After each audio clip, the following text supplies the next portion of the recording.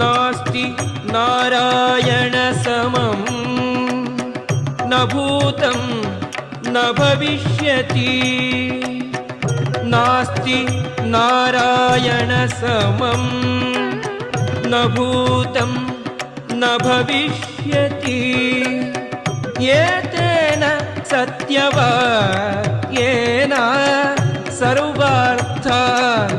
साधयाम्यहं स्मर कृष्णं भज हरिं नम विष्णुं श्रयाच्युतं जय कामं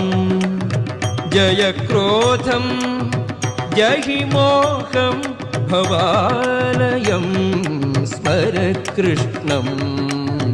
भज हरिं स्मर कृष्णं भज हरिं स्मर